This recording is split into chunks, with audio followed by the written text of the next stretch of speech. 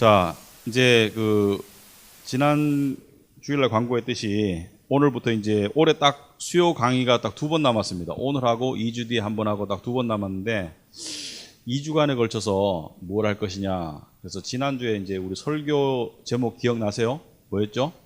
사람은 변할 수 있는가? 그죠? 사람은 변할 수 있는가?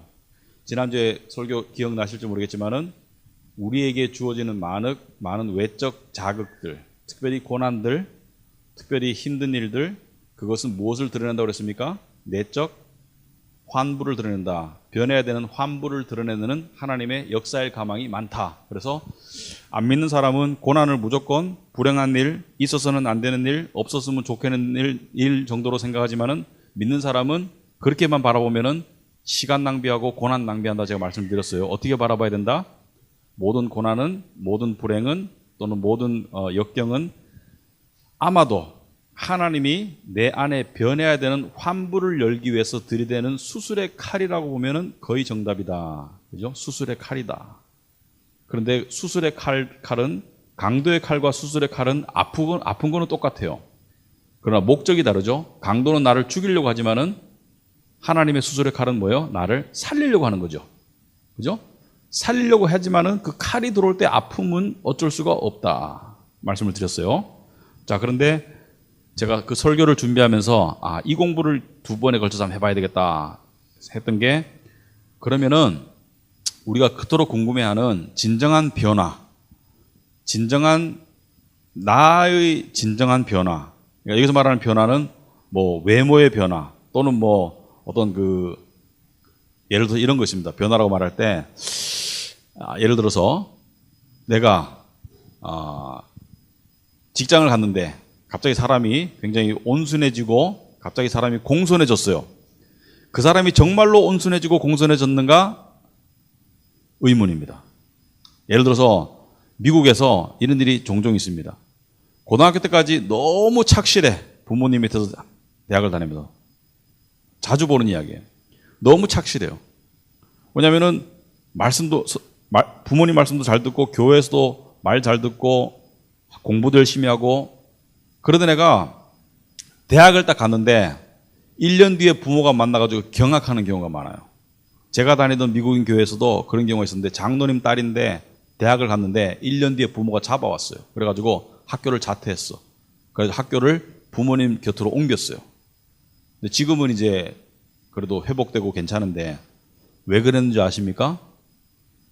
대학 갔더니만은 술 먹고, 이건 기본이고, 남자 만나가지고 동거하고, 도저히 부모가 고등학교 때까지 보던 모습과 너무 다른 거야. 그래서 이런 경우가 미국에서 너무 자주 있어가지고 연구를 해봤습니다. 아니, 어떻게 사람이 그렇게 착실하던 학생이 저렇게 망나니가 될 수 있을까? 그렇지 않습니까? 저렇게 도덕적으로 살던 애가 저렇게 부도덕한 삶을 살 수가 있을까? 사람이 변해도 어떻게 1년 만에 저렇게 변할 수 있을까? 대학에 가서 뭘 했길래 저렇게 변했는가? 그런데 결론은 뭐냐면은 그 아이가 변한 것은 거의 없다. 이게 결론입니다. 그런데 왜 이렇게 행동이 달라? 착실한 학생이 어떻게 저렇게 망나니가 될 수가 있어? 연구를 해보니까 그 학생은 인정받으려고 하는 욕구가 있었어요. 그런데 교회 다닐 때 집 근처에서 집에서 살면서 교회 다니고 어렸을 때부터 자기를 봐오던 사람들과 있을 때는 인정받는 방법이 뭐예요? 교회 다니는 사람이 인정받는 건 뭐예요? 교회 다니는 사람이 인정받는 방법이 뭐예요? 착해야 되죠. 공손해야 되죠. 학교에서 인정받는 방법이 뭐예요? 공부 잘해야 되죠. 부모한테는 이 3가지만 하면 인정받는 거 아닙니까? 자연스럽게. 대학교 가니까 인정받으려면 어떻게 해야 돼요? 같이 술 마셔야 돼요. 인정받으려면 어떻게 해야 돼요? 남자 사귀어야 돼. 그 남자한테 인정받으려면 어떻게 해야 돼요? 자기를 허락해야 돼. 뭐 이렇게 되는 것이죠. 그 사람이 변한 거 아니라는 거예요. 겉으로는 엄청나게 달라 보이지만 그 사람의 내면은 똑같다는 거예요. 거의. 성경은요, 하나님은 외모를 보신다, 안 보신다? 하나님은 외모를 보시지 않고 마음의 중심을 보신다. 그래서 하나님이 원하는 변화는 진정한 변화예요. 진정한 변화. 그 진정한 변화는 인간이 할 수 있다 없다. 제가 지난 시간에 설교 시간에 인간이 할 수 없다. 그래서 오늘 성경으로 우리가 한번 풀어보자. 두 차례 걸쳐서. 자, 말씀하느라 보겠습니다. 기도 먼저 하겠습니다. 하기 전에. 하나님 아버지 감사합니다. 오늘 저희들 또 이 자리에 불러주시고 또 우리가 참 예수 믿는 사람이 받은 복이 너무나 많은데 구원의 복, 또 천국 가는 이 소망, 그것과 더불어서 이 땅에서의 삶이 내 영혼이 내부로부터 달라질 수 있는 이 기적 같은 일이 가능하다는데 우리가 이 기적 같은 은혜에 동참하고 살면서 정말 그리스도인으로서 감사하고 감격하는 삶을 지속하고 싶습니다. 하나님 아버지, 이 시간 함께 하셔서 저희들에게 깨우침과 가르침을 허락하여 주시옵소서. 예수님 이름으로 기도합나이다. 아멘. 제가 기도 가운데 이야기했지만은 기독교인일 때 가장 기독교인이 감격할 때가 언제입니까? 복음을 깨우치고 구원의 확신을 가질 때 굉장히 감격스러워요. 근데 이 감격이 유지되는 사람이 굉장히 희박합니다. 왜 그러냐면은 그 감격이 유지되기 위해서는 복음의 은혜와 능력을 계속 체험을 해야 돼요.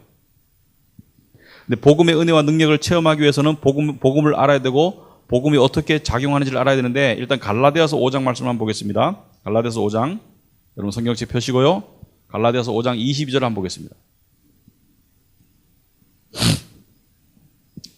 갈라디아서 5장 22절.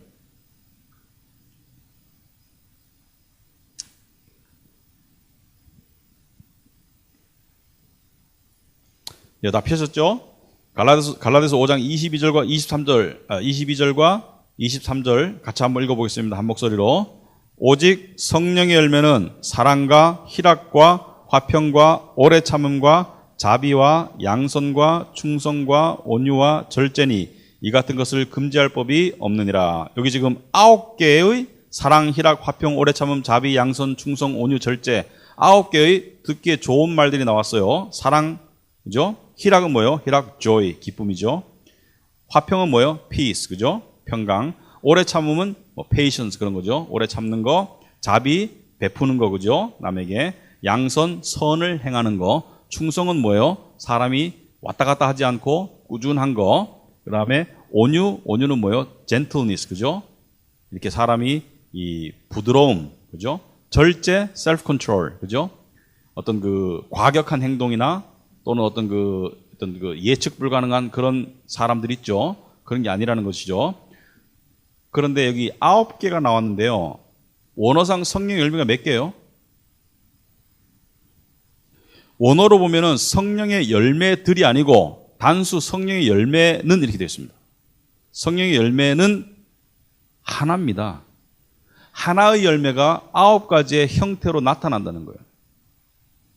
예를 들어서 나는 사랑의 열매는 있는데 희락의 열매, 조의 열매는 없어. 불가능하다는 거예요.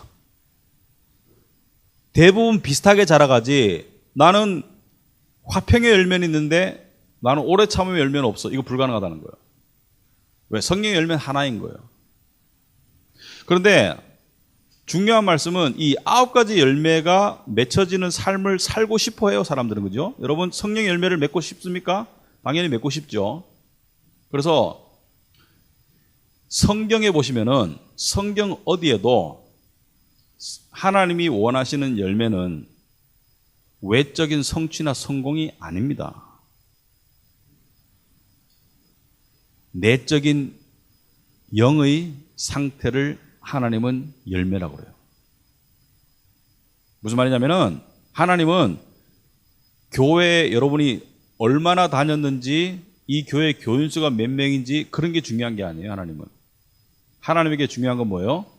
내적인 열매가 얼마나 있는지를 중요한 거예요. 그런데 많은 사람들이 기적을 체험해 보고 싶어 합니다. 기적은 얼마든지 체험할 수 있습니다. 예를 들어서 여러분이 찾고 있는 기적이 그날에 많은 사람들이 나더러 주여 주여 하되 내가 밝히 말하노니 내가 그들을 도무지 알지 못한다. 그때 말하던 그들은 누구예요? 주의 이름으로 이적과 능력을 행하던 자들. 그죠? 주의 이름으로 행했지만 외적 기적에 대해서 하나님께서 크게 중시한다 안 한다? 사탄도 할 수 있다는 거죠. 외적 기적이 아니라 정말 기적은 뭐예요? 도저히 변할 수 없는 나의 내면이 변하는 거. 이 기적 아닙니까? 저는 자주 체험하는데 여러분 체험 안 하고 있습니까? 나같이 이런 성품의 사람이 그래도 이렇게 변하는 거. 이렇게 달라지는 거. 이거 기적이에요. 왜? 누구도 나를 변화 못 시키거든요. 또는 이런 사람이 있습니다. 아이고, 나이가 들다 보니까 좀 이제 술도 덜 먹고 좀 덜 문란하고 화도 덜 내고 그래도 나이 드니까 그래도 내가 좀 달라지는 것 같아. 물론 달라졌죠. 그건 성화가 아니고 뭐예요? 노화입니다. 노화. 늙으니까 기운이 없는 거지. 성화와 노화는 구별해야 되지. 성화는 말 그대로 성령님이 이루어 가시는 게 성화예요. 그래서 오늘 좀 전에 읽었던 갈라디아서 5장에 25절 한번 보세요. 25절. 25절이 참 중요한 말인데 여러분 이런 말씀 기억해 놓으시면 돼요. 만일 우리가 성령으로 살면, 여기서 성령으로 산다는 것은 무엇이죠? 여기서 성경에서 산다는 건 뭘 말하죠? 하나님의 자녀가 된 것, 구원받은 것, 영생을 얻은 것, 이걸 말해요. 성령으로 살았다는 것은 성령으로 구원을 받았으면 또한 성령으로 행할지라. 성령으로 행한다는 것은 무엇입니까? 성령의 능력에 의해서 성화를 받으라는 것이죠. 그래서 구원받는 것은 하나님이 하는 일방적인 은혜의 역사이지만 성화는 일방적입니까? 쌍방적입니까? 이렇게 물어봅시다. 구원은 하나님의 은혜로 다 받지만 성화는 사람마다 차이가 나나요, 안 나나요? 차이가 나죠. 10년 신앙생활 했는데 10년만큼 성숙해지는 사람이 있는가 하면 10년 신앙생활 했는데 1년짜리도 안 되는 사람이 있어요. 왜 그렇습니까? 성화는 하나님이 주도적으로 하시지만 인간의 순종의 책임이 따르기 때문에. 첫째는 순종이라는 것은 그냥 따라한다는 것이 아니라 이 백성이 지식이 없으므로 멸망한다. 첫째는 지식을 가져야 돼요. 지식. 올바른 복음의 지식을 가지지 않으면 멸망한다. 둘째는 뭐예요? 그 지식을 적용할 줄 알아야 된다. 이것을 성경적으로는 순종이라고 말하지만 저는 기독교 심리학적으로는 적용이라고 합니다. 적용할 줄 알아야 된다. 나의 삶에 적용할 줄 알아야 된다.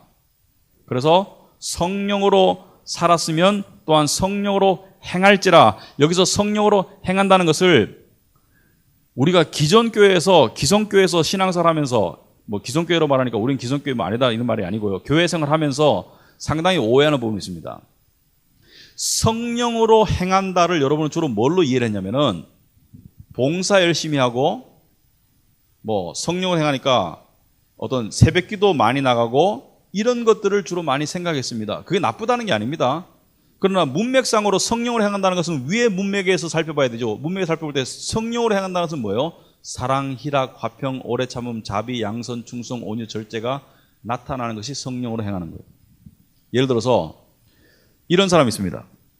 신앙생활을 아주 열심히 해요. 새벽 기도도 나가고 봉사도 하고 충성도 하고 하는데 집에서 가족들이 다 안 좋아해. 그런 사람 봤어요 혹시?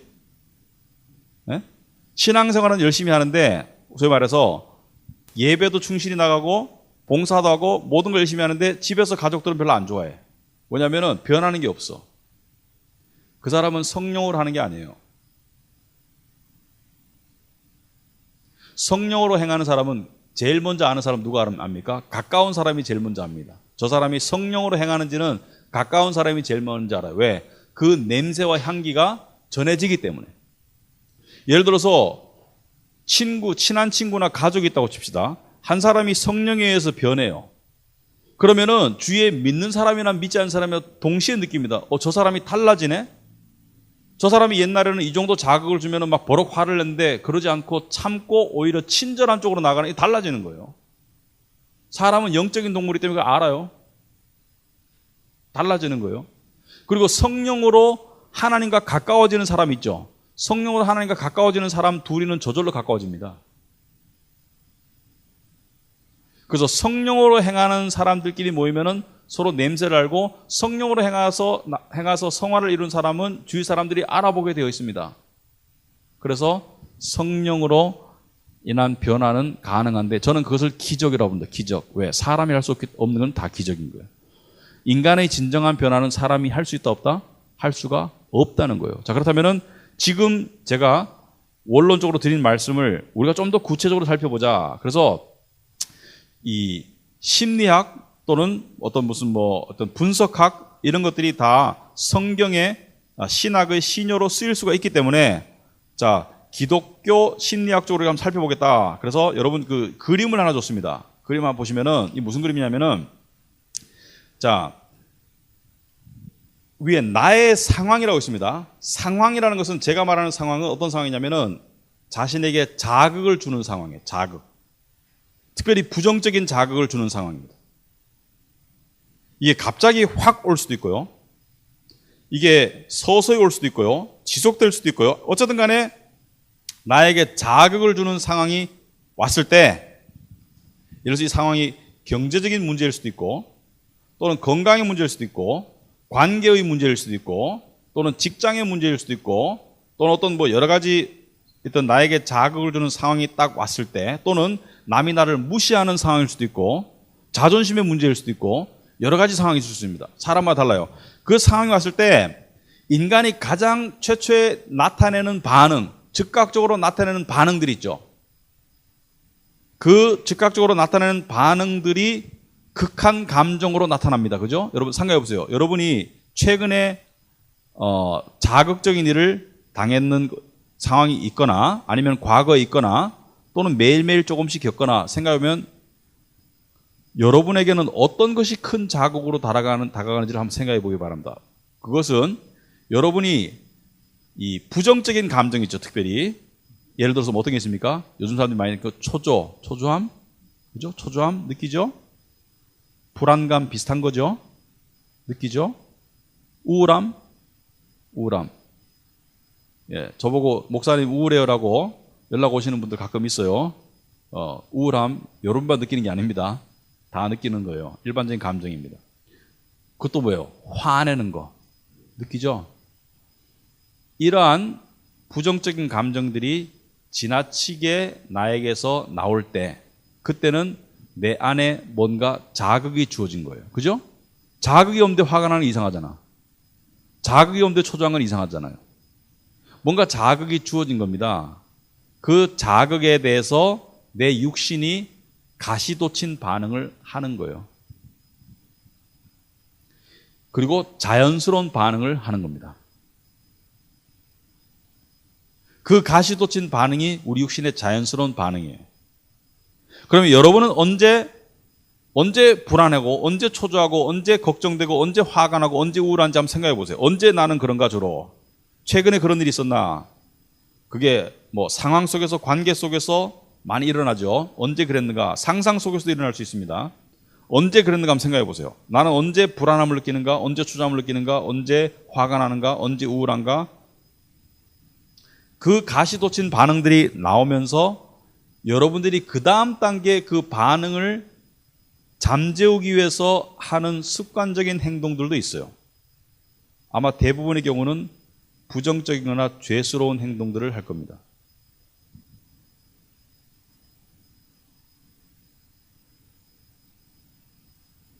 그렇다면은 가시돋친 반응이 내가 탁 나왔어요. 그건 누가 반응한 거예요? 내 안에 있는 누가 반응한 거예요? 거듭난 내가 반응한 거예요?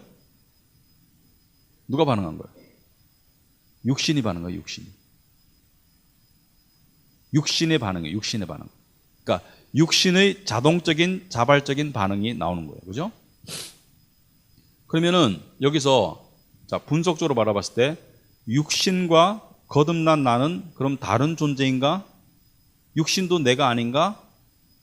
그죠? 굉장히 복잡한 문제인데 이걸 한 번은 짚고 넘어가야지 분석이 되거든요. 로마서 7장을 가봐야 되겠습니다. 그냥 뭐 제가 빠르게 말 안 할 테니까 편안하게 들으세요. 편안하게 들으면서 한번 생각해 근데 뭐 몸은 편안하게 들으시면 마음은 좀 생각을 해보기 바랍니다. 자, 로마서 7장으로 가셔서 7장 18절로 가겠습니다.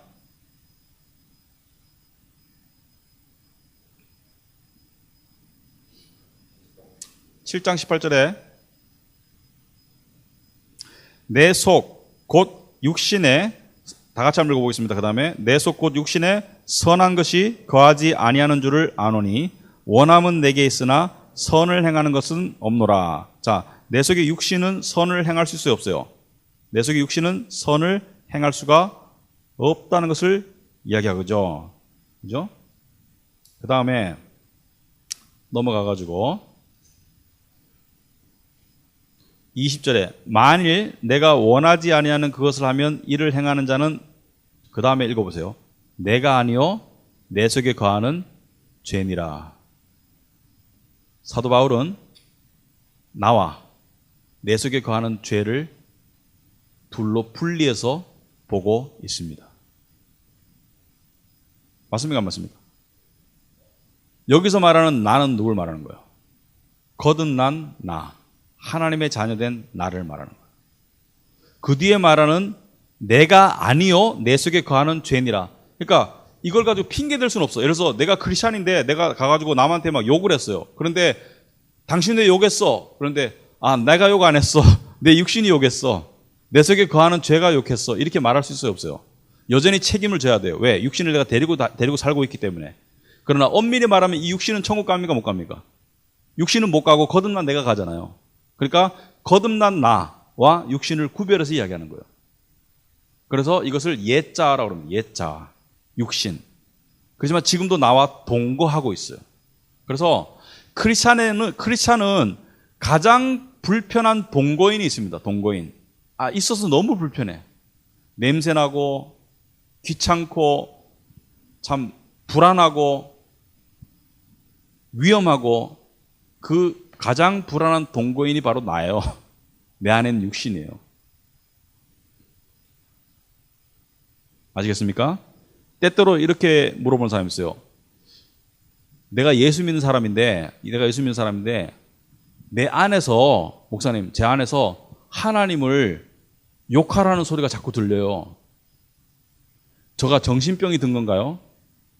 정신병이 든 게 아니고요. 그런 소리 들리는 사람 많아요. 왜 그러냐면은 우리 안에는 육신은 하나님을 사랑한다, 미워한다? 미워하죠. 그 육신이 내는 소리일 수도 있고, 사탄이 그 육신을 통해서 집어넣는 소리일 수도 있고, 잘 분간이 안 갑니다. 왜? 육신과 사탄은 연결되어 있기 때문에. 그래서 근데 육신의 자극에 의해서 반응을 내가 해버리잖아요. 그러면 육신이 내 안에 육신의 힘도 있고, 새로 태어난 새로운 생명의 힘도 있고, 진정한 나, 하나님의 자녀인 나, 이 둘이 주도권 다툼 하겠습니까? 안 하겠습니까? 주도권 다툼을 하고 있죠. 그런데 내가 어떤 자극에 대해서 화로 반응했어. 그러면 육신이 이긴 거예요. 내가 어떤 자극을 향해서 인내로 반응했어. 그러면 새로운 자아가 이기는 거예요. 기독교인에 관해서.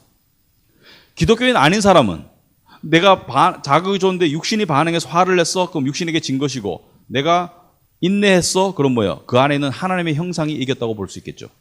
그죠? 거듭나지는 못했지만. 그렇지만은 진정한 변화는 기독교인에게만 일어납니다. 진정한 변화는. 제가 나중에 설명을 드릴게요. 왜 그런지. 제가 성화는 노화와 다르다고 그랬습니다. 성화는 길들여지는 것과 다른 거예요. 자, 그런데 내 안에 21절에, 다시 한번 21절에, 로마서 7장 21절에, 그러므로 내가 한 법을 깨달았노니 곧 선을 행하기 원하는 나에게 악이 함께 있는 것이로다. 이해가 되죠? 선을 나는 행하고 싶지만 악이 함께 있어요. 그런데 이 악의 힘이 얼마나 세냐면은, 내 속사람으로는, 속사람이 제가 말씀드린 내적 자아라고 내가 얘기했죠. 그죠? 내면의 변화, 내면의 영혼. 내 속사람으로는 하나님의 법을 즐거워하되 내 지체 속에서 한 다른 법이 내 마음의 법과 싸워 내 지체 속에 있는 죄의 법으로 나를 사로잡는 것을 보는도다. 자, 이 안에 싸움이 있어요. 그런데 제가 말하는 내면의 변화는 내 안에 있는 진정한 나를 말하는 것이 아니라 진정한 나와 섞여 있는 육신, 그 사이에서 엉클어진 나의 영혼, 그것이 변화하는 것을 이야기하는데, 이것을 정확하게 설명하기는 참 애매한 부분입니다. 영적인 부분이라서. 그러나 분명한 것은 두 가지가 싸우고 있다. 나의 진정한 나와 내 안에 육신의 죄가 싸우고 있다. 자, 그런데 나의 상황이 딱 주어지면은, 자극적인 상황이 주어지면은 누가 탁 튀어나와서 일어난다? 육신이 탁 튀어나와서 일어나가지고 반응할 때가 많다. 어떻게? 화를 내거나 초조하거나, 그죠? 그런 반응을 낼 때가 많다. 물론 우울증에 관해서는, 우울함에 대해서는 이 병리적으로, 그죠? 또는 선천적으로, 기질적으로 우울감을 많이 느끼는 사람이 있습니다. 그것과는 좀 구별을 해야 돼요. 그것과는 구별을 해야 돼요. 그거 아니고 자기 연민적인 우울함. 이런 것들은 육신의 반응이에요. 자, 그런데 가시돋친 반응이 나왔어요. 자, 이것을 빨리 캐치하고 멈출 줄 아는 사람이 성화하는 사람이에요. 왜? 분별력이 생기니까. 또 더 나아가서 이것이 속으로는 부글부글 끓지만 겉으로 표출 안 되는 사람이 더 성화하는 사람이에요. 그래서 성화라는 것은 이 육신의 반응에 사로잡히는 시간과 정도가 짧고 적어지는 것을 성화라고 합니다. 전에는 내가 한 가지 같은 비슷한 사건에 의해서 초조함을 3시간 아니 3일 동안 내가 끙끙 앓았다면 이제는 한 3시간 안에 털고 일어나는 사람이 성화하는 사람이에요. 저는 여러분의 성화를 많이 봅니다. 우리 교회 교인들의 성화를 많이 봐요. 여기서 100% 성화된 사람은 없습니다. 그렇지만은 저분들이 성화하고 있구나 이거를 보게 됩니다. 왜? 봤을 때 그런 것이 느껴지기 때문에. 그러니까 빈도가 줄어들고 강도가 약해지고 이런 것이 성화의 증거들이죠. 자, 그렇다면은 성경적인 반응은 뭐냐? 자, 육신의 반응을 가진 사람이 성경적인 반응은 뭡니까? 성경적인 반응은 사랑, 희락, 화평, 오래 참음, 자비, 양선, 충성, 온유, 절제인데, 그죠? 내가 자극적인 상황이 왔는데 인내해. 내가 자극적인 상황이 왔는데 여전히 마음의 평강을 누릴 수가 있어. 일정 부분. 그게 성화라는 거예요. 네가 어떻게 오느냐? 그것을 이제 공부를 하겠다. 자, 그것을 하기 위해서 여러분 유인물을 한번 보겠습니다. 예레미야 17장 말씀입니다. 저는 이 말씀이 상당히 좋습니다. 이 말씀이 너무 어렵지 않아서 좋고요. 너무 사실이라서 좋고요. 그리고 제 삶에 너무 큰 은혜를 줘서 좋습니다. 예레미야 17장 5절, 6절, 7절, 8절 저와 여러분이 교독해 보겠습니다. 여호와께서 이와 같이 말씀하시니라. 무릇 사람을 믿으며 육신으로 그의 힘을 삼고 마음이 여호와에게서 떠난 그 사람은 저주를 받을 것이라. 그는 떨기나무 같아서 좋은 일이 오는 것을 보지 못하고 광야 건조한 것 건건한 땅 사람이 살지 않는 땅에 살리라. 그러나 무릇 여호와를 의지하며 여호와를 의뢰하는 그 사람은 복을 받을 것이라. 그는 물가에 심어진 나무가 그 뿌리를 강변에 뻗치고 더위가 올지라도 두려워하지 아니하며 그 잎이 청청하며 가무는 해도 걱정이 없고 결실이 그치지 아니함 같으리라. 여러분 성경에서요 이 비슷한 복 있는 사람은 하고 시작되는 말씀이 어디입니까? 시편 1편이죠. 복 있는 사람은 악인의 꾀를 쫓지 아니하며 죄인의 길에 서지 아니하며 오만한 자의 자리에 앉지 아니하고 오직 여호와의 율법을 즐거워하여 그 율법을 주야로 묵상하는 자로다. 저는 시냇가에 심은 나무가 시절을 쫓아 과실을 맺으며 이렇게 쭉 나가는 거 있죠, 그죠? 잎사이가 뭐 시들지 않고 늘 푸르다 이런 얘기 하잖아요. 솔직히 복 안 받고 싶은 사람 있습니까? 복 받고 싶다. 우리는 복을 받고 싶어합니다. 복 받고 싶어하는 자체가 잘못된 게 아닙니다. 그런데 왜 우리는 기복 신앙이 잘못됐다고 욕합니까? 기복 신앙이 잘못됐다고 경계합니까? 복을 추구하는 것 자체는 당연히 복을 추구해야 됩니다. 기독교인은. 그런데 왜 그러면 복을 추구하는 것을 잘못됐다고 말할 때는 왜 그러냐? 그 복의 종류가 잘못됐기 때문에. 복을 추구하는 것 자체가 잘못된 게 아니라 복의 종류가 잘못된 거예요. 성경에서 말하는 복은 무엇입니까? 성경에서 말하는 복은 뭐예요? 내가 하나님의 생수의 강에 빨대가 꽂혀 있어서 그것을 통해서 공급받는 생수를 통해서 내 내면을 통한 성령의 열매가 나오는 것을 복이라고 그래요. 그것을 성경은 행복이라고 합니다. 왜? 지극한 복이기 때문에. 근데 왜 그럼 기복신앙은 기독교 아니라고 잘못되냐? 그것이 아니고 주된 관심사가 세상의 물질적인 정욕적인 복을 구하는 것이기 때문에 복의 종류가 다른 거예요. 첫째, 전자는 신령한 복이고 후자는 뭐예요? 썩은 복을 말하는 거예요. 그래서 기복신앙을 경계하더라도 복을 구하는 마음 자체를 버리지는 마세요. 복은 저와 여러분이 무조건 필요한 겁니다. 하나님 안에서. 하나님이 복 주시기를 원하세요. 그런데 많은 사람들이 하나님 저는 왜 복을 안 주시나요? 어떻게 해야 복을 받겠습니까? 저 사람은 받았는데 왜 나는 못 받나요? 복의 종류가 다른 거예요, 지금. 하나님이 약속하신 모든 복, 하나님이 약속하신 이와 같은 내적 변화의 복은 누구라도 믿는 사람이면 받을 수 있는데 문제는 받는 사람이 적다는 것이죠. 왜? 왜 적습니까? 성령에 의해서 살아가지 않기 때문에. 정리할 것이 너무 많아요. 성령에 의해서 살아가는 것을 사람들도 이렇게 정의합니다. 막 통성기도 하고 방언기도 하고 막 예배마다 쫓아다니고 막 집회 다니고 이게 성령에 살아가는 거예요? 사람들이 우리 교회 와가지고 그래요. 이 교회는 그렇게 뜨겁진 않네요. 그래요. 제가 반문합니다. 뜨거운 게 뭔데요? 아니 막 뭐 아멘 할렐루야 뭐 이런 것도 안 하고. 저는 그게 뜨거움이라 생각하지 않습니다. 저에게 신앙적인 뜨거움은 신앙적인 꾸준함입니다. 저보고 할렐루야 아멘 뭐 통성기도 안 한다고 목사님 별로 안 뜨겁네요. 아니 안 뜨거울 수도 있습니다. 제가 특별히 뭐 다른 사람보다 더 뜨겁다는 말은 아니지만은 저는 뜨거움의 정의가 그거라고 생각하지 않습니다. 뜨거움은 꾸준함입니다. 신앙적인 꾸준함입니다. 그러니까 그런 뜨거움은 저 사람이 저 교회가 뜨거운지 안 뜨거운지는 시간이 지나봐야 아는 것이지 피상적인 하나의 행동 보고 알 수가 있나요 없나요? 알 수 없어요. 자 그렇다면은 기억하시기 바랍니다. 저와 여러분은 복 받아야 돼요. 사람의 행복에 외적인 상황이나 조건이 더 중요하다고 우리가 계속 세상으로부터 세뇌당하고 착각하고 있지만 진짜 중요한 건 뭐예요? 상황과 이 외적인 환경은 내가 통제할 수 없을 때가 많아요. 그죠? 여러분이 통제할 수 있으면 여러분 지금 상황에서 바꿀 게 많겠죠. 뭐 여러 가지 뭐 건강적인 경제적인 관계적 문제에서 바꿀 게 많겠지만 통제할 수 없는 부분이 많죠. 그런데 진정한 복은 어디서 나옵니까? 진정한 행복과 평강은 어디서 나옵니까? 생수의 강이 넘쳐 흐를 것이다. 나를 믿는 자는 그 배에서 생수의 강이 넘쳐나리라. 그것은 성령의 역사를 말하는 거예요. 생수의 강이 넘쳐나리라. 요한복음 7장에 나와 있죠.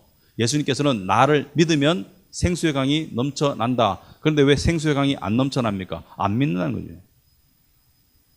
성령에서 살아가지 않는 것이죠. 예수 믿어도요, 불신자처럼 살아갈 수 있습니다. 심지어. 예수 믿어도 불신자처럼 살아가는 사람이 태반이에요. 예수 믿어도 하나님을 의지하지 않고 세상의 것들을 의지하고 자랑으로 삼으며 살아가면 예수 믿는 거 아니에요, 그거는.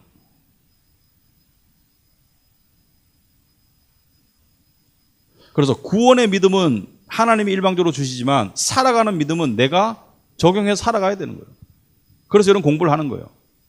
자, 오늘 본문에 예레미야 11장에 보시면은 사람을 믿으며 육신으로 그의 힘을 삼고 마음이 여호와에게서 떠난 그 사람, 이렇게 말하죠. 이것은 중요한 진리입니다. 사람을 믿고 의지하는 것과 또는 세상을 믿고 의지하는 것과 하나님을 믿고 의지하는 것은 같이 갈 수 있다 없다? 없다는 것을 말하는 거예요. 양다리가 불가능하다는 걸 말하는 겁니다. 근데 왜 양다리 거친 신앙인들이 참 많잖아요.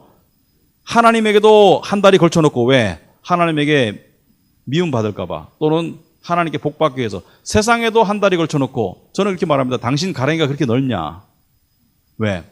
하나님에게만 들어가면은 더 이상 벌릴 가랭이가 없습니다. 하나님이 얼마나 무한히 광대하신데 내가 하나님에게 한 다리 놓고 얼마나 가랭이가 넓길래 세상까지 이렇게 내 가랭이가 가겠습니까?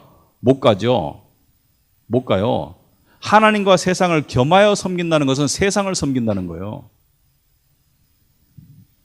그런데 사람을 믿으며 육신으로 그의 힘을 삼는, 그러니까 세상의 성공이나 자랑거리로 힘과 생동감의 원천을 살아가는 사람들. 예를 들어서 여러분이 직장 다니는데 승진하고 월급이 올랐어요.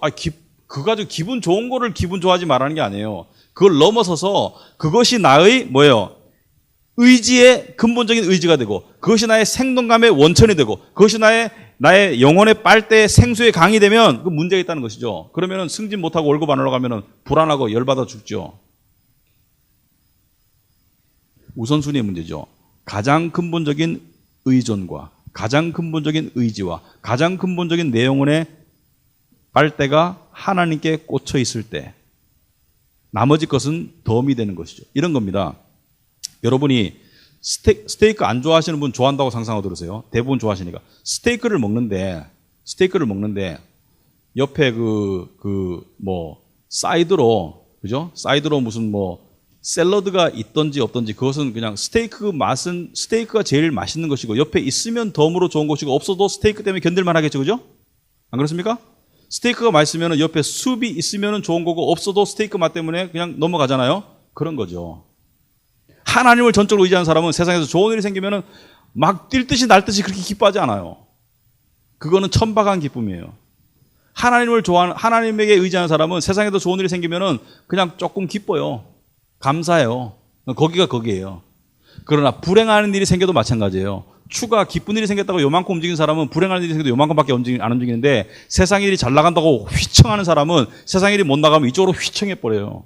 조심하세요. 기쁜 일이 생긴다고 너무 들뜨지 마세요. 생각해 보세요. 스테이크를 먹고 있으면은 옆에 숲이나 샐러드가 조금 빈약하건 부족하건 풍성하건 스테이크가 중심이면은 별 상관없어요. 하나님을 믿는 사람은 그렇다는 거예요. 그런데 여기 지금 여러분과 제가 굉장히 신경 써야 되는 말씀은 여호와에게서 마음이 떠난 자, 여호와에게서 마음이 떠난 그 사람은 저주를 받을 거래요. 저주는 신의 버림입니다. 물론 예수 믿는 사람을 하나님께서 천국 못 오도록 자녀에서 상태에서 버리지 않으세요. 그러나 체험 속에서 그렇게 살아갈 수 있는 거예요. 왜? 내가 하나님을 거부했기 때문에. 우리에게 주어진 큰 은혜는 언제든지 돌아올 수 있다는 거죠. 그러나 그 수많은 세월의 불순종의 시간으로 인한 결과를 다 지울 수는 없어요.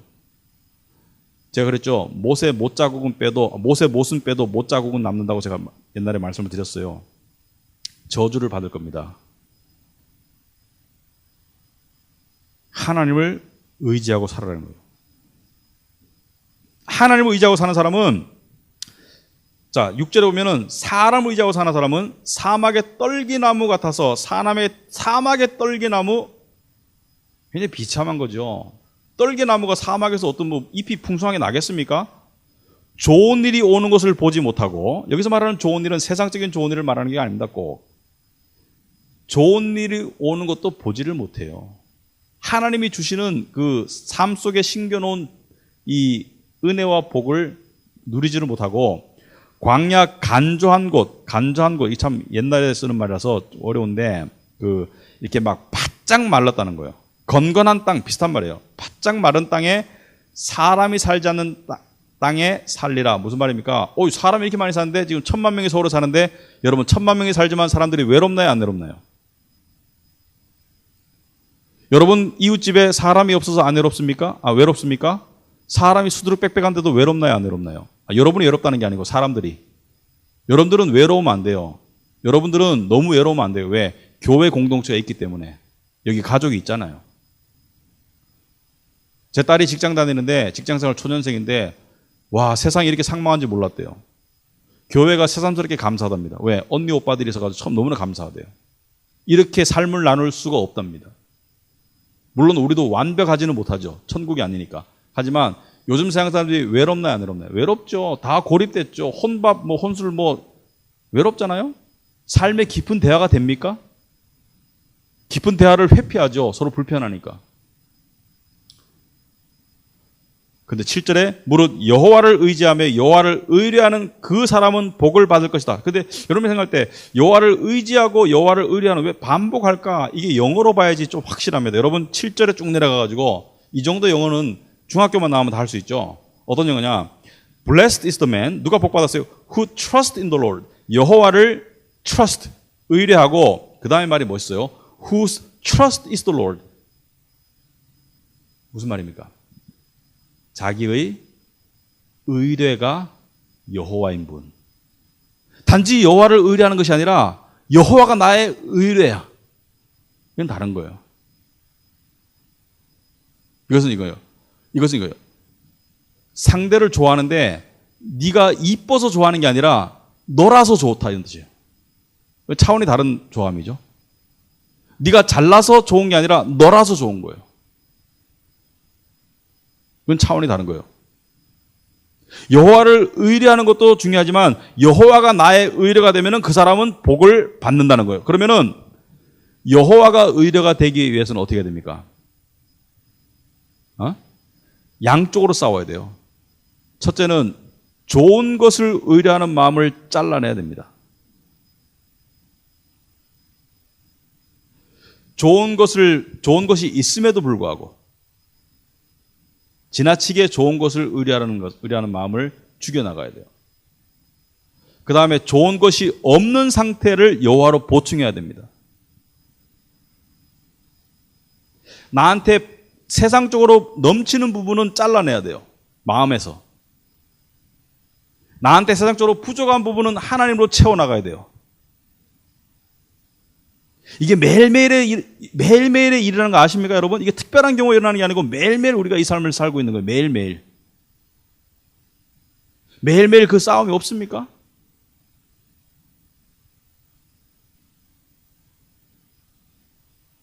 그래서 매일매일 우리는 기도 제목이 있는 거예요. 회개할 게 있는 거고. 하나님, 이 부분이 제가 지금 위험합니다. 영적으로 감지가 들어오죠. 특히나 경제활동 속에서 타협하고자 하는, 하나님을 등한시하고자 하는, 세상으로 자랑을 삼고자 하는, 성공을 통해서 뭔가 나를 증명해보고자 하는 그 지나친 마음을 잘라내는 연습을 지금 하지 않으면 큰 코 다칩니다. 이게요, 문제는 뚝이 하루아침에 터지는 게 아니에요. 뚝은 작은 구멍이 여러 개 나다가 터지는 거지 하루아침에 터지지 않습니다.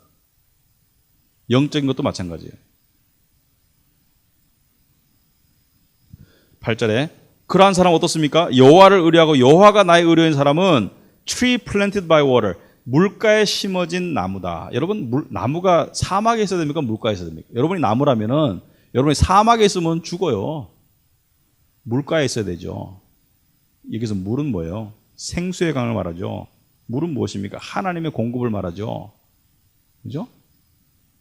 자, 그렇다면은 아까 이것을 여러분이 가시돋친 반응이 나올 때 이 가시돋친 반응은, 그 자극은 나에게 무엇을 폭로시키고 드러내기 위해서 주어지는 자극이라고 보십니까?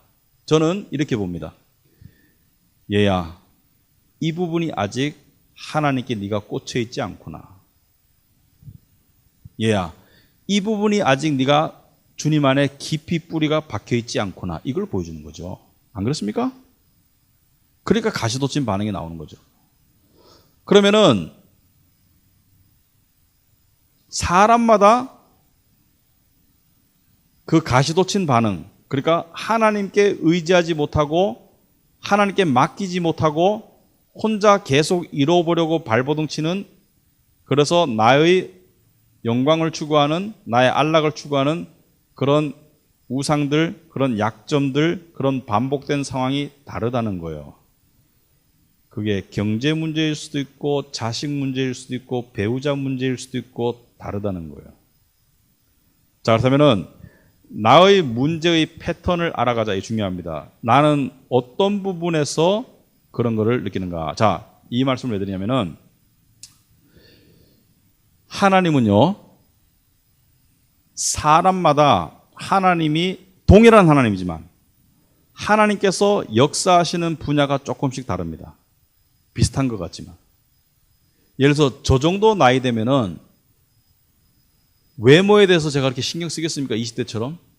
아니 뭐 결혼됐고 다 늙어가는 처지에 뭐 그냥 깨끗하게만 하면 되지, 뭐 세수만 하면 되지, 내가 무슨 뭐 잘생겼건 못생겼건 뭐 그게 뭐 여러분이 저보고 가지고 목사님이 잘생겼다고 말한들 제가 뭐 되게 기분이 좋고 뭐 못생겼다고 말한들 제가 되게 기분이 나쁘겠습니까? 기분 나빠요. 근데 되게 기분 안 나쁘다 이거죠. 왜? 그만큼 신경 덜 쓰인다 이거죠. 왜? 결혼도 했고 이제 뭐 이제 손주 볼 날도 다가오는데 20대와 50대가 느끼는 게 다를 수밖에 없지 않습니까? 그죠? 사람마다 좀 다르다는 거예요. 자, 같은 부부가 자녀를 낳아서 길러요. 근데 부부 싸움을 합니다. 왜냐면은 엄마의 입장에서는 이 자식의 성적표가 엄청나게 중요한데 아빠는 별로 중요하게 안 느끼는 것 같아가지고 괴리를 느끼는 경우가 참 많아요. 물론 반대로 될 수도 있습니다만 일반적으로. 왜 그러냐? 엄마에게는 이 아이가 우상이 될 수 있습니다. 이 아이를 통해서 나를 증명할 거야. 아빠에게는 여전히 회사에서 자기의 위치나 사회생활 속에서 자기 위치를 통해서 자기를 증명하는 욕구가 더 강하기 때문에 그래요. 둘 다 문제는 똑같아요. 자, 내가 성화가 됐어요. 그런데 아이가 빵점 맞아왔어. 그래도 기분이 좋을까요?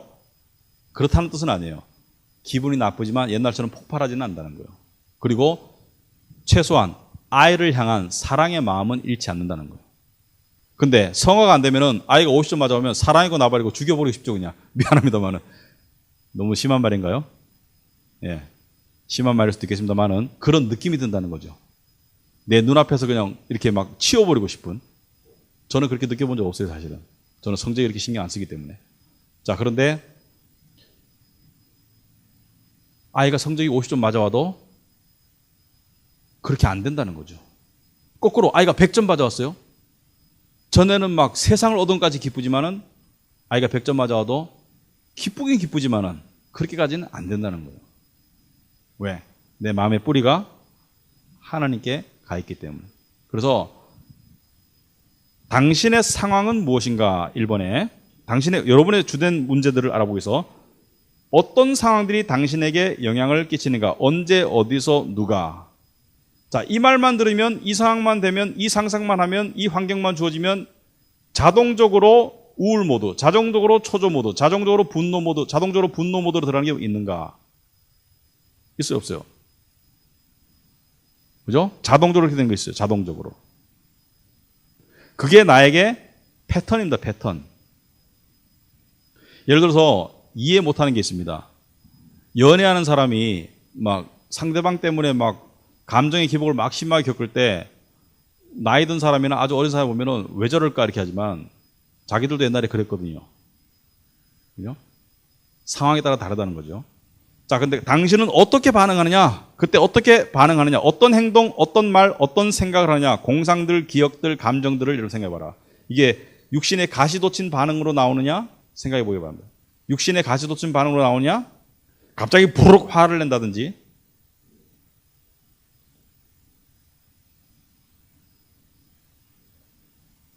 경제적인 어려움이 딱 닥칠 때 로또 1등 당첨되는 걸 상상한다든지, 주로.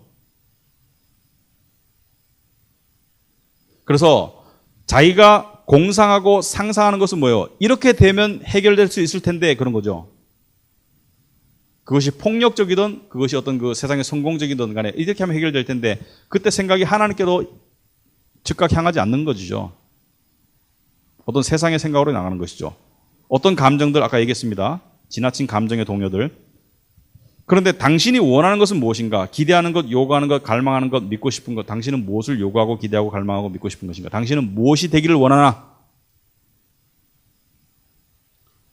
이것은 뭐예요? 당신 안에 당신이 지나친 감정의 동요를 보이는 것은 그 안에 뭔가를 지나치게 원하기 때문이죠. 그 뭔가를 지나치게 원하는 게 예를 들어서 컨트롤일 수 있습니다. 컨트롤. 나의 컨트롤을 벗어나는 자녀 또는 배우자 또는 연인 또는 상황. 그 컨트롤이 안 되기 때문에 분노가 폭발하고 있는가. 그래서 그때 가장 원하는 것이 하나님이 아니기 때문이에요. 이해가 됩니까? 이게 한 번의 공부로 이해가 다 안 될 겁니다. 그럼 여러분 생각하다 보면 무슨 말 하는지 알 거예요. 그러니까 순서를 자면은 상황이 주어졌어요. 지나친 감정의 동요가 왔어요. 그 감정의 동요소를 바라보니까 내가 무엇을 지나치게 원했는데 그게 좌절된 거죠. 뭔가를 지나치게 원했는데 좌절되었어요. 그 무언가 지나치게 원하는 그것이 뭐예요? 나의 우상이라는 거예요. 하나님 아닌 나의 우상. 그러한 반응들의 결과는 무엇이죠? 여러분이 초조하고 불안하고 화나고 하니까 결과가 어떻던가요? 또 그러고 싶은가요? 또 그러고 싶은가요? 첫째는 시간 낭비했다. 감정 낭비했다. 창피했다. 아무 소용 없었다. 여러 가지 부정적인 결과가 나올 겁니다. 예수님께서 하신 말씀 이렇게 말하죠. 걱정하지 말아라. 걱정한다고 네가 키를 한 자라도 잘할 수 있게 할 수 있느냐. 걱정이 소용없다라고 예수님 말씀하셨죠. 너희는 마음에 근심하지 말아라. 너희가 근심한다고 키를 한 자라도 더 잘할 수 있게 할 수 있느냐. 무슨 말입니까? 별 소용이 없다는 거예요. 그래서 우리가 하는 대부분의 걱정과 어떤 그 상상과 공상들은 별 소용이 없는 거예요, 사실. 차라리 그 시간에 뭘 하는 거예요? 하나님께로 나아가라. 말씀으로 나아가라. 자, 이러한 궤도가 우매한 궤도다. 우매함의 나쁜 부정적인 궤도입니다. 이게 육신의 반응이에요. 육신의 반응. 육신의 반응. 그렇다면은 어떻게 반응해야 되나? 뒷장에 2페이지로 가야 됩니다. 3페이지 말고. 오늘 시간 안에 다 못하더라도 시간 안에 맞춰드릴게요. 왜냐면은 저는 시간은 반드시 지키기 때문에. 자, 성경적인 해결책을 찾아가야 됩니다. 나의 상황에 가시돋친 반응을 보이던 내가 자극적인 상황에 이 질문을 해보세요. 지금 이 상황 속에서 하나님은 당신과 당신의 상황에 대한 어떤 것들을 드러내시는가? 무엇을 드러내요? 내 안에 우상들, 내 안에 깊은, 지난주 설교 말씀을 빌자면 깊은 환부를 드러내는 거죠. 깊은 환부, 썩어 있는 거, 세상에 사로잡혀 있는 거, 하나님께 드려지지 않은 환부를 드러내는 거죠. 예를 들어서 그 환부의 깊이를 잘 가보셔야 돼요. 잘 가보셔야 돼요. 예를 들어서 내가 자식의 성적이 좋기를 원합니다. 그래서 물어봅니다. 근데 그게 좌절돼가지고 막 부르륵 해요. 물어봅니다. 너 왜 부르륵 하니? 자식이 시험을 못 봤어. 그래서 자꾸 물어보세요. 기도하는 마음으로. 그래서 시험을 못 봤어요. 자식이 시험을 잘 보기를 원했어. 그게 좌절됐어요. 그게 끝이 아닙니다. 거기서 시험을 못 봐서 멈췄고, 이거는 세상 사람도 할 수 있어요. 기독교인은 한 차원 더 갈 수 있습니다. 2차원, 3차원. 그래서 자식이 시험을 못 봐서 어떻게 되는데? 내 자식이 앞으로 잘 못 될까 봐 걱정돼요. 자, 여기서부터 좀 조심해야 됩니다. 내가 진짜 답을 하고 있는지 교과서적인 답을 하고 있는지 물어봐야 돼. 진짜 답을 하고 있는지, 정답을 진실되게 하고 있는지, 교과적인 답을 하고 있는지. 결국은 말이죠. 깊이 물고 들어가잖아요. 결국은 육신의 목적은 나예요. 나. 자식을 통한 나의 영광, 자식을 통한 나의 안락보장, 자식을 통한 나의 명예회복, 나예요. 나. 자식이 잘못됐을 때 안타까운 마음, 안쓰러운 마음, 기도해주고 싶은 마음, 그거 말고 그것 때문에 화가 나고 초조하고 이건 다 나예요. 돈이 안 벌려서 경제적인 문제 때문에 불안해요. 이유는 뻔하죠. 돈이 안 벌려서. 그것도 물어봐요. 돈이 안 벌리면 무슨 문제가 있는데? 물어봐요. 너 지금 밥을 굶니? 그건 아니야. 너 지금 샤워 못하니? 그것도 아니야. 돈이 안 벌리면 무슨 문제가 있는데? 돈이 없으면은 지금까지 누리던 편안한 생활 또는 지금까지의 생활 수준을 유지하지 못할 것 같은 불안감이 있어요. 그걸 왜 유지해야 되는데? 그거를 유지 못하면은 내가 내 자신을 용납할 수도 없고 주위 사람들이 나를 손가락질할 것 같아요. 뭐 이런 답이 나올 수도 있겠죠. 그 손가락질이 왜 들어온대? 끝까지 물고 들어가 보세요. 성령님을 의지하는 마음. 왜냐하면은 환부에 도달해야지 문제 해결이 돼요. 환부에 하나님과 함께 가보세요. 가기가 두렵습니다. 그 실체를 인정하기가 두려워요. 저도 뭐 창피하지만 제 개인의 이야기도 한번 하겠습니다. 한 5년 전인가요? 주일날 저녁에 제가 극도로 열받았어요. 집에 가니까. 그러니까 처음에는 우울하다가 나중에 열받았어요. 왜 그러냐? 그 주에 제가 설교를 정말 열심히 준비했거든요. 물론 설교는 항상 열심히 준비해야 되지만은 열심히 준비하고 이거는 정말 사람들에게 은혜를 끼칠 것 같아. 그 주일이 마라톤이야. 그리고 사람들도 많이 안 왔어. 그래가지고 저녁에 제가 우울한 거예요. 열받았는 거예요. 아니 마라톤이라고 교회를 안 와? 교회 뭐 일찍 오면 되지. 하여튼 뭐 이렇게 뭐 사람들 원망하는 마음이 있겠죠. 그런데 제가 제 마음을 들여다봤습니다. 왜 화가 났어? 사람들이 안 왔어. 왜? 사람들이 은혜 퀴즈로 말씀 준비했는데. 너 사람들을 사랑해서 네가 화가 났니? 말씀 통해서 정말 은혜 받는 것이 못 받는 것이 안타까우면 그렇게 화가 날 수가 있겠니? 그냥 안타깝지. 왜? 창피하지만 물고 들어간 뭐예요? 결국 나예요. 나를 드러내고 싶은 나의 욕망이에요. 그게 환부의 뿌리예요. 그래서 어떤 경로를 통해서 가든지 간에 자식이든 돈이든 뭐 인정이든 명예든 어떤 경로를 통해 들어가든 간에 환부의 끝을 가면 뭐예요? 결국 나예요.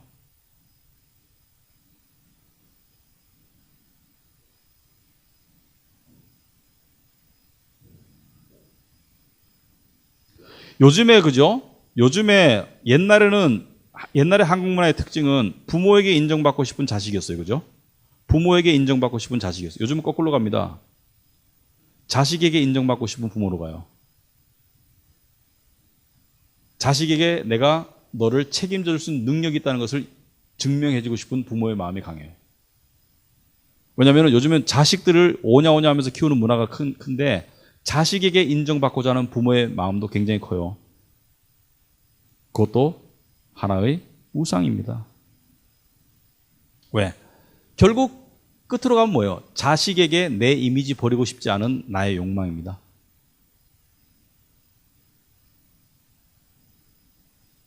자식에게 능력 있는 아빠, 능력 있는 엄마, 자식에게 무엇이든 해줄 수 있는 부모로 남고 싶은 나의 욕망이에요.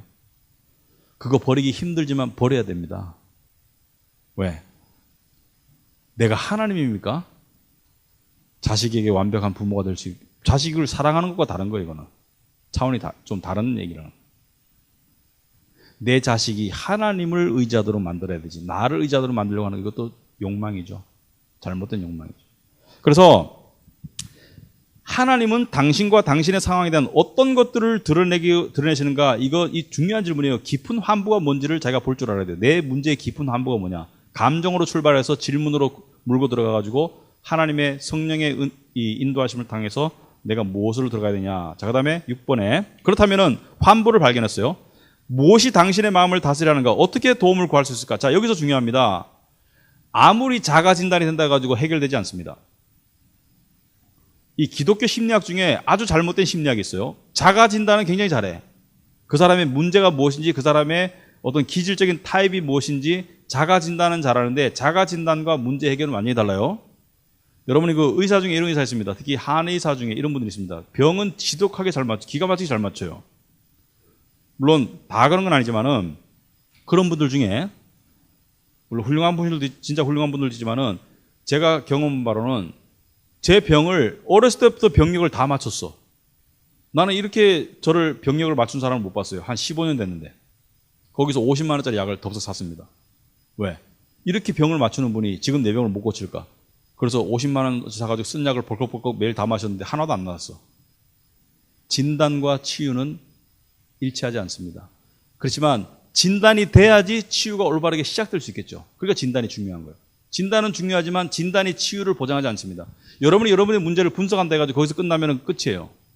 거기서 어떻게 해야 돼요? 기억해야 되는 말씀이 요한복음 5장 30절. 내가 내 스스로 아무것도 할 수 없다. 그때가 중요한 거예요. 내가 내 스스로 아무것도 할 수가 없다. 어떻게 하는 거예요? 주님, 이 환부가 저에게 있습니다. 그때 뭐가 나와야 돼요? 7번, 거기 7번. 이 상황에서 지금 당신이 해야 할 일은 무엇입니까? 해야 할 일은 뭐예요?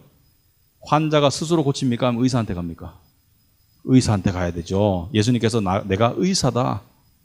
나는 죄인을 보러 왔다. 나는 병 고치러 온 의사다. 내가 환자가 스스로 수술합니까? 아니죠. 의사가 하는 거예요. 근데 스스로 요즘에는 스스로 자기 개발, 뭐 자기 변화, 자기 혁신, 자기가 다 하래. 기독교는 자기가 하라 안 그래요. 기독교는 뭐예요? 기독교는 뭐예요? 할 수 있는 거는 하나님께 맡기는 걸 해라. 자기 자신을 맡겨라. 여러분 누가복음 18장을 봐야 되겠습니다.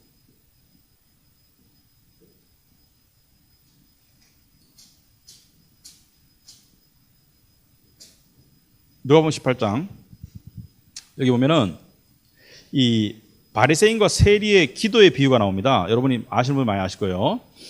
바리새인과 세리의 기도의 비유 보면은 이 13절에 18장 13절에 보시면은 세리는 뭐예요? 그 당시에 죄인입니다. 대표적인 국가적인 반역자의 죄인이죠. 왜? 이 자기 민족의 세금을 갈취해서 그것을 로마에 바치고 일부를 자기가 착복했잖아요. 그죠? 일본 시대로 말하면 뭐예요? 친일파죠. 친일파. 13절에 세리는 멀리 서서 기도할 때 감히 눈을 들어 하늘을 쳐다보지도 못하고 다만 가슴을 치며 이르되 하나님이여 불쌍히 여기소서 나는 죄인으로소이다 하였느니라. 뭐예요? 자기 죄를 알아. 근데 돈에 대한 욕심, 세리의 길을 너무 오래 걸어왔어. 고질병, 뭐요? 하나님이여 나를 불쌍히 여기소서. 무슨입니까? 하나님 저를 고쳐 주옵소서. 이것이 중요합니다. 문제를 알았으면은 하나님 저를 고쳐 주옵소서. 여러분 살다 오면은 삶이 지루할 때 있습니까? 없습니까? 지루할 때 있어요? 지루한 것이 있을 수 있습니다만은 크리스찬은 지루함이 너무 오래 가면 영적으로 병이 든다는 증거입니다. 왜? 이렇게 익사이팅한 삶을 사는데 지루할 수가 있습니까? 하나님의 수술의 역사가 진행되고 있는데 내 안에서 뭔가 새로운 것을 고침받는, 새로운 문제를 발견하는 그 아픔과 새로운 것을 고침받는 그 감동이 있는데 내가 계속 지겹고 지루하다는 것은 무엇이죠? 그 역사가 생동감 있게 일어나지 않고 있다는 하나의 증거입니다. 저도 지루할 때 있어요. 사는 게 지겨울 때 있습니다. 그러나 그것이 오래 간다는 것은 내 안에 영적인 변화의 흐름이 지금 끊겼다는 거예요. 왜? 하나님의 이 치유의 역사를 체험하는 사람이 그 아픔 때문에 지루할 수도 없고 그 나음 받음의 희열 때문에도 지루할 수가 없는 것이죠. 안 그렇습니까? 매일매일이 어떻게 보면 간증이 될 수 있는 것이죠. 탁 물어봐요. 형제요, 자매요. 지금 형제의 삶 속에서 하나님께서 역사하시는 일이 뭐라고 생각합니까? 이거는요, 밤에 자다가 새벽 3시에 벌떡 일어나도 한 문장으로 말할 수 있어야 돼요. 진짜 하나님과 함께하는 사람은 새벽 3시에 이 질문을 들어도 잠결에 딱 일어나가지고 하나님께서는 지금 내 삶에 이걸 하고 계셔. 이걸 말할 줄 알아야 돼요. 왜? 그게 신앙인의 삶이에요. 저도 말할 수 있습니다.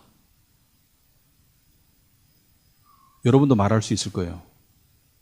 하나님이 지금 나의 삶에 무엇을 다루어 가시는가, 이거를 한두 가지 구체적인 거 말할 수 있습니다. 그것 때문에 아파요. 그것 때문에 괴로워요. 하지만 그것 때문에 감동을 받을 수가 있습니다. 하나님이 함께 하시면. 하나님의 열심, 그죠? 절대 포기하지 않으시는. 여러분, 하나님 절대 포기하지 않고 하나님은 스텝 1에서 스텝 3로 안 가세요. 나는 스텝 2를 건너뛰고 싶은데 절대로 그렇게 안 합니다. 하나님은. 스텝 3로 가면은 하나님부터 그냥 길 잃은 양이 돼요. 다시 데리고 와, 스텝 2로. 제가 옛날에요, 사업을 할 때 직원이 한 10명이면은 한 명은 정말 눈에 가시야. 눈에 가시야.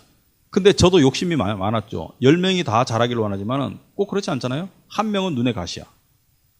그래서 저걸 어떻게 꼬투리를 잡아가지고, 물론 정당해야 되니까 어떻게 꼬투리를 잡아가지고 나가게 할까. 그런데 제 발로 나가는 경우도 있어요. 그런데 이상하게도 공교롭게도 또 그런 사람이 또 들어오더라고. 그런 일을 여러 번 겪고 나니까 하나님은 저 사람을 통해서 나의 뭔가를 변화시키려고 하시는구나. 그게 정답이에요. 그런데 그때 이제 잠언을 읽다가 들어오는 말씀이 이런 말씀입니다. 소 때문에 외양간은 더러워지지만 소의 힘으로 얻는 것이 많다. 저 사람 때문에 내가 좀 기분이 나쁘고 하지만은 저 사람을 통해서 내가 이익되는 부분도 있구나. 자, 여담이고요. 자, 그 다음에 8절에 당신이 올바른 반응을 보인다면 그 결과는 어떨까? 자, 여기서 말하는 올바른 반응을 밑줄을 긋고 무엇이 올바른 반응이냐? 저는 이렇게 생각합니다. 첫째는 겸손한 인정.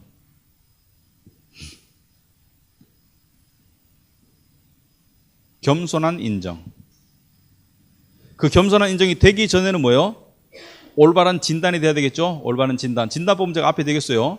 감정이, 부정적인 감정이 지나치게 깊어지고 오래 가면은 뭔가 문제가 있다는 거예요, 지금. 뭔가 내 삶에 변해야 되는 부분을 안 변하고 있다는 거예요, 지금.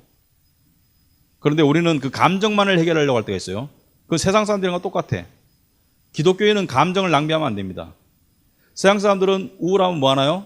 해결하면 술 마시면 되죠. 영화 보면 돼요. 서양 사람들은 화가 나거나 초조하면 뭐 하나요? 게임하면 돼요. 서양 사람들은 친구 만나서 수다 떨면 돼요. 쇼핑하면 돼요. 여러 가지 방법들이 있죠. 기독교는 그렇게 낭비하면 안 돼요. 기독교는 뭐예요? 그러한 감정들은 네 내면을 지켜보라는, 내면을 직시하라는 하나님의 음성이고 명령입니다. 자, 그랬을 때 그걸 알았을 때 겸손하게 인정해라. 두 번째 단계는 그 다음에 하나님께 믿음으로 나아가라. 뭐 하려고? 가서 들어 누우려고 수술 때. 뭐요? 그때는 뭐요? 그때 믿음이에요. 저는 어쩔 수 없는 이 부분을 주여 불쌍히 여겨 주시옵소서. 고쳐 주시옵소서. 한 번에 될까요? 안 될까요? 한 번에 안 됩니다. 왜냐하면 우리가 맡기고 드렸다고 생각하지만 실제로 맡기고 드리지 못, 온전히 맡기고 드리는 데까지 못 갔을 때가 대부분이에요. 그냥 수술 때 눕는 척 하다가 다시 튀어나왔는 수 있고, 누웠다가 악 하다가 다시 떼굴떼굴 나오는 경우도 있고 많아요. 한 번에 안 됩니다. 그 다음 결과는 뭘까요? 환부의 칼이 들어왔어요. 아픔을 견뎌야 됩니다. 혼돈을 이겨야 돼요. 이게 과연 올바른 길일까? 이게 내가 잘하고 있는 것일까? 이런다고 뭐가 되는 게 있을까? 그 시간들을 견뎌야 됩니다. 인내 시간이에요. 대부분의 경우 있잖아요. 우리는 어떤 문제가 있을 때 그것을 기도하잖아요. 기도를 열심히 하고 눈물을 쭉 흘렸어요. 그럼 그때 어떤 생각이 들어요? 여러분 진짜 하나님과 교감 있고 눈물을 쭉 나면 어떤 생각이 들어요? 아, 하나님이 역사하시겠구나. 그런 생각이 들죠? 그리고 우리는 이렇게 생각합니다. 그러면 일이 좀 나아지겠네. 근데 90%는 일이 더 안 좋아집니다. 경험해 봤어요? 왜? 여러분, 내가 환부를 깨달았어요. 하나님이 고쳐주실 것을 내가 알았어요. 믿었어요. 맡겼어요. 그 다음에 진짜 아픔이 시작되는 거예요. 지금보다 더 아픈 아픔이. 그러니까 기도하고 눈물 흘렸다 가지고 그 다음 날부터 나아져야 되는데 왜 안 좋아져, 왜 더 아파요, 하나님? 그렇게 말하는 것은 미련함이에요. 느끼기에는 문제가 악화됩니다. 10중 8구는. 더 악화돼요. 그럼에도 불구하고 견디겠느냐? 이거예요. 그럼에도 불구하고 나를 믿을래? 그럼에도 불구하고 나를 붙잡은 손을 안 놓을래? 그럼에도 불구하고 이를 악물고 내 밑에 누워 있을래? 이게 믿음입니다.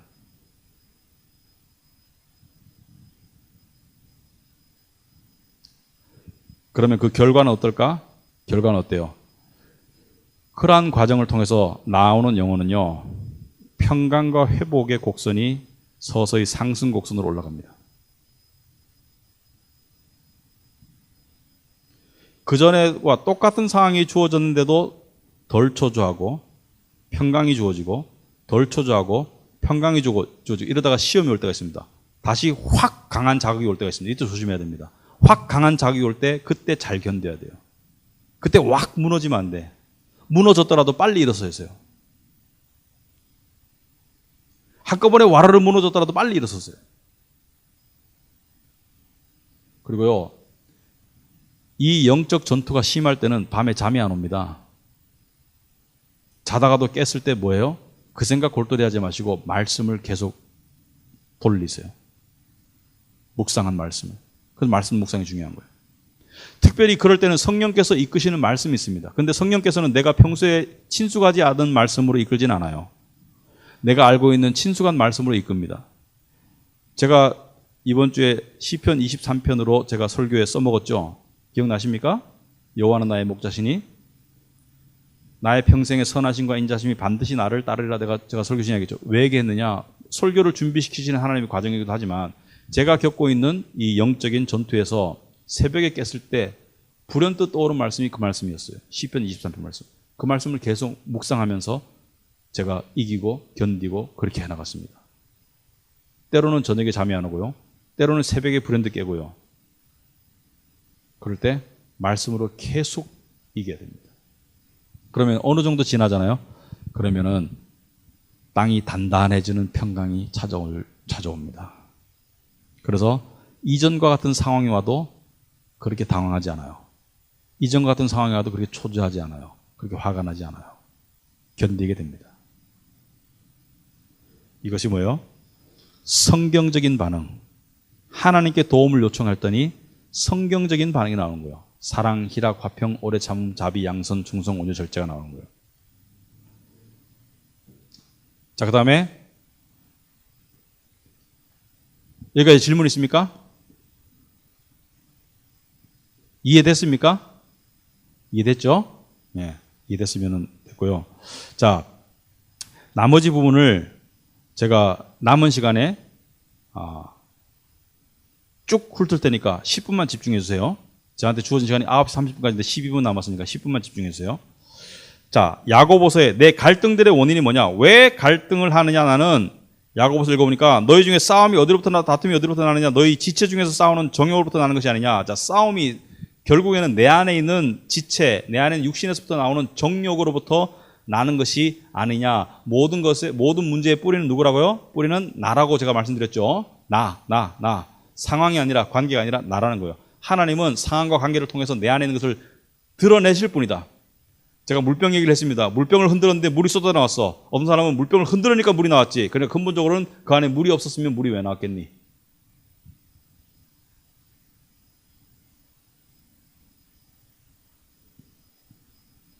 그 다음에 3번에 3페이지 가가지고 자, 여러분이 가지고 있는 문제. 제가 문제 그러니까 제가 그랬죠. 지난 설교 시간에 그랬습니다. 아까 켈빈이 2페이지 있죠. 문제는 나쁜 것들을 원해서가 아니라 좋은 것들이지만 지나치게 원하기 때문이다. 이렇게 항변할 수 있습니다. 아니, 돈 가지는 게 왜 나빠서? 자녀 교육에 신경 쓰는 게 왜 나빠서? 직장에 승진하고 싶은 게 왜 나빠서? 남자친구 갖고 싶은 게 왜 나빠서? 여자친구 갖고 싶은 게 왜 나빠서? 그 자체가 나쁘다는 게 아닙니다. 우선순위라고 그랬죠. 좋은 욕구가 지배적인 욕구가 되는 과정이 있는 거예요. 좋은 욕구가 지배적인 욕구가 된 거예요. 첫째는 처음 얘기합니다. 나는 이것을 원한다로 시작해요. 갈망으로. 나는 이것을 원한다. 원한다까지는 괜찮아요. 그러므로 이것을 가져야 한다는 요구의 수준으로 넘어가고요. 나는 이것을 가지고야 말 것이다. 필수의 수준으로 넘어갑니다. 이러면 우상화가 되는 거예요. 나는 내 남편이 바뀌기를 원한다. 괜찮아요. 남편이 바뀌어야 되겠죠. 그런데 이 인간은 반드시 변해야 돼. 이렇게 되는 것이 우상화되는 것이죠. 내 남편이 바뀌기를 원하면 어떻게 됩니까? 그걸 하나님께 가져가야 되겠죠. 내 남편 바꿔주옵소서. 그럼 하나님의 답이 이렇게 옵니다. 너부터 먼저 바뀌거라. 10중 8구 그렇습니다. 네가 바뀌면 나도 저 사람도 바뀔 것이다. 그런데 이 필수까지 갔다가 또 10중 8구는 그것을 성공하지 못해요. 나는 이것을 얻지 못했다? 실망으로 가지고, 그죠? 우상을 얻지 못한 거죠. 자, 예를 들어서 이 동네를 들어봅시다. 이 동네 사는 사람들의 많은 사람들이 성공적인 그러니까 세상적으로 봤을 때 그래도 비교적 성공적인 사회생활을 했으니까 그래도 이 동네에 살고 있지 않겠습니까? 그렇다고 뭐 더 존경한다, 뭐 더 잘났다 이런 뜻은 아닙니다. 세상적으로 봤을 때는 성공적이죠. 공부도 좀 비교적 잘했겠죠. 그러니까 이 동네에 살겠죠. 물론 부모 잘 만나서 사는 사람도 있겠죠. 그러므로 대부분의 부모들이 어쨌든 간에 자기 자식이 대부분 반에서 상위권 1등, 2등, 3등을 하기를 다 원할 거예요. 그러나 25명, 30명 있으면 1등부터 30등은 다 정해지기 마련이죠. 그러면은 성공층이 많을까요? 실패층이 많을까요? 실패층이 월등히 많죠. 이것을 얻지 못해서 실망하는 사람들이 월등히 많습니다. 그리고 뭐예요? 그러므로 나는 나 자신을 처벌하는 단계에 갑니다. 나 자신을 처벌하는. 나 자신을 내가 경멸해요. 내가 얼굴 들고 밖에 안 나가. 이게 심해지면요, 내가 나를 자학해요, 자학. 이거 하나님 원하시는 거예요? 아니에요. 조심하세요. 무언가 여러분의 삶 속에 뭔가 우상이 되었기 때문에 여기까지 간 거예요. 그 우상이 여러분을 거기까지 끌고 가는 거예요. 그러므로 그 전초 단계에서 어떻게 됩니까? 캐치하고 빨리 하나님께로 가야 되는 거예요. 우선순위의 문제인 거예요. 그래서 분노와 갈망들은 연결되어 있고요. 갈망이 실현되지 않으면 분노가 오는 거예요. 그리고 분노는 무엇 때문에 나옵니까? 섬기는 것들 때문에 나오는 거예요. 다 연결되어 있는 거예요. 결국 로마서 1장 25절에 이는 그들이 하나님의 진리를 거짓 것으로 바꾸어 피조물을 조물주보다 더 경배하고 섬김이라. 이게 죄의 뿌린 거예요. 아무리 세상에서 좋은 것이라도 피조물을 하나님보다 더 섬기고 더 신경 쓰고 더 원하는 것을 성경은 죄라고 그래요. 그 자식이든 뭐 돈이든 관계이든 뭐든지 간에.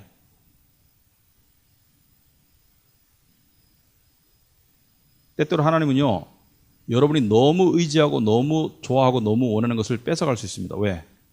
여러분의 마음을 하나님께로 돌이키게 하기 위해서.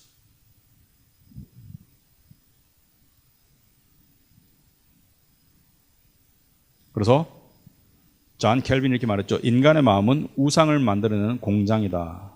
무슨 뜻입니까? 계속해서 우상을 만들어내는 공장이다. 그래서 신앙생활 중에 이런 사람이 있어요. 지금 너무 좋은데, 지금 하나님의 은혜가 너무 좋은데 앞으로 또 문제가 생길 것 같아서 불안해하는 사람들, 문제는 반드시 생길 겁니다. 불안하는 대로. 하지만 불안해하지는 마세요. 하나님이 또 해결하실 겁니다.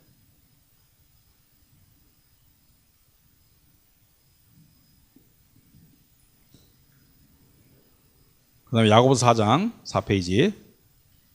자, 이 말씀을 같이 한번 우리가 오늘 정리하는 마음으로 한번 같이 한번 읽어보겠습니다. 야고보서 4장 4절부터 5절.